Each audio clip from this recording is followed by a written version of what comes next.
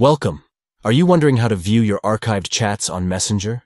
It's a straightforward process, and today we'll walk you through the updated steps to easily access those hidden conversations.